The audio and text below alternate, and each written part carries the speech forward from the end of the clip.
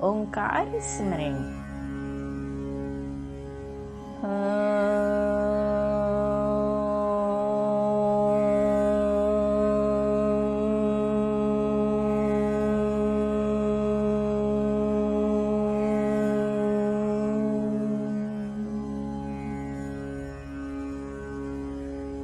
दोस्तों, एक सुंदर सी कथा, शीर्षक है निर्मोही राजा और राजकुमार। मोह ममता ही संसार बंधन का कारण है। जो कुटुंब में रहते हुए भी उससे मोह नहीं रखते, वे स्व पर का कल्याण करते हैं। ऐसे नररत्न धन्य हैं। ऐसे ही एक निर्मोही राजा और उसके राजकुमार की कहानी सुनाने जा रही हूँ। किसी नगर में एक ज्ञानी राजा रहता था। उसका राजकुमार वन में एक साधु के पास पहुंचा और हाथ जोड़कर निवेदन किया, हे महाराज, मुझे गृहस्थी से वैराग्य हुआ है। कृपया मुझे आशीर्वाद देकर अपना शिष्य बना ले। साधु ने नवयुवक को इस भांति उत्सुक देखकर पूछा, बच्चे, तुम कौन हो? कहां से आए हो? और तुम्हारे पिता का क्या नाम है?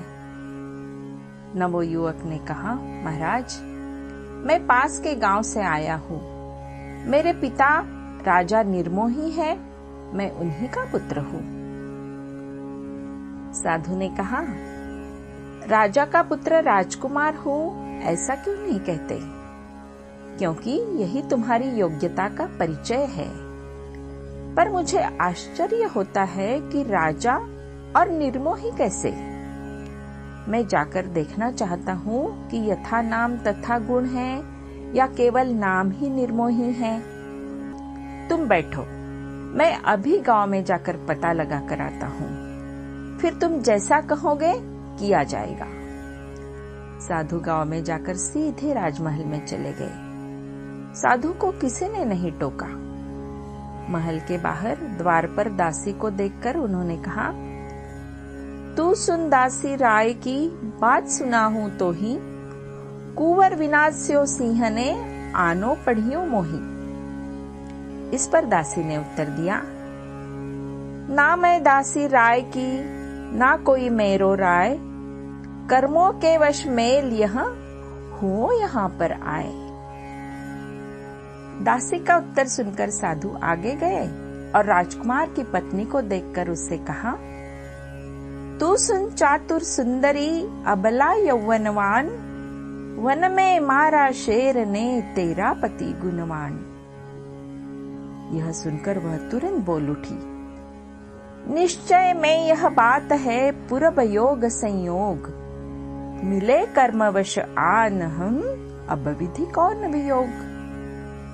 फिर साधु ने राजकुमार की माता रानी को देखा और कहा, रानी, तुझको विपत की बात हुई है आज, वन में तेरे पुत्र को खाया गया मृगराज।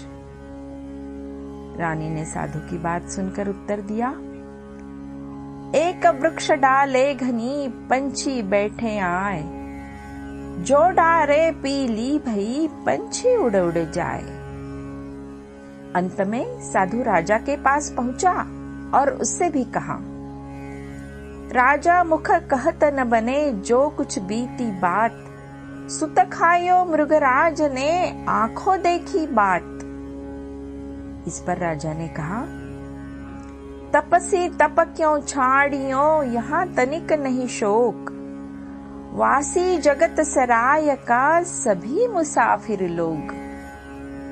राजा का जवाब सुनते ही साधु को विश्वास हो गया कि यहाँ तो राजा ही नहीं बल्कि उसका कुटुंब और नौकरानी तक भी निर्मोही हैं। फिर सोचा कि यह तो साधारण राजा है। भरत जैसे चक्रवर्ती के लिए भी कहा गया है कि भरत जी घर में ही वैरागी। साधु ने राजा से कहा, हे राजा, आपका पुत्र मेरे पास वैराग्य लेने पहुंचा है। कहिए, आपकी क्या इच्छा है? राजा ने कहा, महाराज, इसमें मेरी क्या इच्छा होगी? वह तो बड़ा भाग्यशाली मालूम होता है जो कि संसार त्याग के विचार से आपके पास पहुंचा है। देखिए, मैं तो यहाँ इस सांसारिक झगड़े में फंसा हूँ और इस वर्तमान पर्याय के झगड़े में ही नहीं किंतु भवबंधन में फंसा हूँ। आप उसे दीक्षा दीजिए तथा आत्मकल्याण करने दीजिए। साधु ने राजा की यह बात सुनकर वन की ओर प्रस्थान किया और राजकुमार को वही साधु के लौटने की आशा में बैठे देखकर कहा, वत्स, बहुत प्रसन्नता की बात है। मुझे पूर्णतया तसल्ली हुई है, तुम अवश्य अपना कल्याण कर सकोगे। तत्पश्चात साधु ने राजकुमार के विचारों की भूरी भूरी प्रशंसा कर सदुपदेश दिया। राजकुमार भी शिष्य बनकर आत्म साधना में लवलीन हो गया।